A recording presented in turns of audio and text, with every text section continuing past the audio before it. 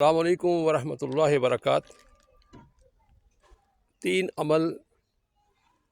دو عمل ہیں اور 3 منٹ ہیں اور دو بڑی خوشخبریاں ہیں۔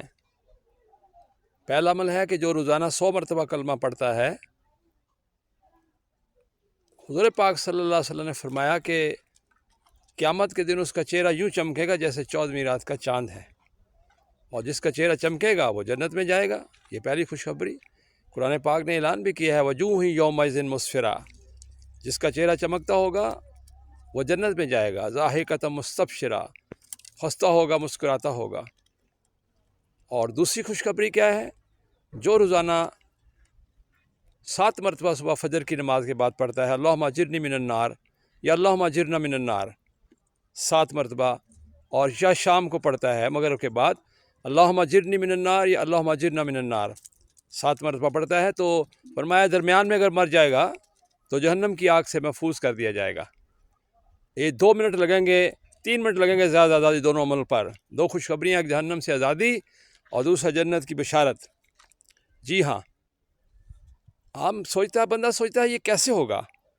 کبھی ڈاکٹر سے نہیں پوچھتا، ڈاکٹر کہتا ہے یہ دوائی کھاؤ ٹھیک ہو جاؤ گے، دوائی کھاتا ہے اور ٹھیک بھی ہو جاتا ہے۔ کبھی ڈاکٹر کہتا ہے یہ شوگر ہے تمہیں، وہ کہتا ہے مجھے دکھاؤ کہاں شوگر ہے۔ تو اصل میں یقین ہے۔ اس میں رکاوٹ کیا ہے؟ اس میں رکاوٹ 2 باتیں ہیں۔ ایک رکاوٹ شیطان ہے جو ہمیں یہ کہتا ہے کہ یہ کام نہ کرو اور ہمیں کرنے نہیں دیتا، اور نفس شیطان ایک ہی بات ہے۔ نفس اور شیطان، جس کا اللہ نے کہا یہ دشمن ہے تمہارے۔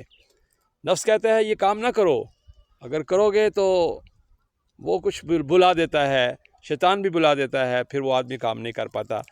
اور دوسری رکاوٹ یہ ہے کہ آدمی جو ہے وہ جب عمل کرنے لگتا ہے تو اس کو کوئی رکاوٹ آ جاتی ہے جس سے وہ نہیں کر پاتا، اور دل کے اندر یہ خیال کرتا ہے یہ کیسے ہوگا۔ تو جب خیال کرتا ہے یہ کیسے ہوگا تو اس کے یقین میں شک آ جاتا ہے، اس کا یقین کمزور ہوتا ہے۔ اللہ رب العزت اس یقین کمزور والے کو بات سمجھانا نہیں چاہتے۔ جس کا یقین پختہ ہے حضور پاک صلی اللہ علیہ وسلم کی بات پر، اس کو تو اللہ سمجھانا چاہتے ہیں۔ اللہ پاک خود قرآن پاک میں فرماتے ہیں نبی جی جو تمہاری بات کو نہیں مانتے، ہم ان کے اور تمہارے درمیان ایک پردہ حائل کر دیتے ہیں، وہ پردہ ان کو سننے نہیں دیتا جو تم کہتے ہو۔ اس لیے یہ 2 رکاوٹیں ہیں، اور اگر کوئی کر لے طلب کے ساتھ کرے گا تو وہ اس کو دونوں خوشخبریاں ملیں گی۔ کیسے ہوگا، کس طرح ہوگا، اس کا ہمارا مسئلہ نہیں ہے۔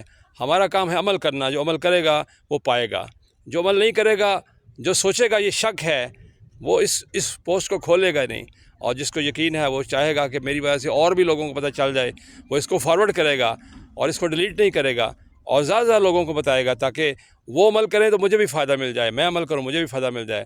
اللہ تعالی ہمیں عمل کی توفیق عطا فرمائے۔ وآخر دعوانا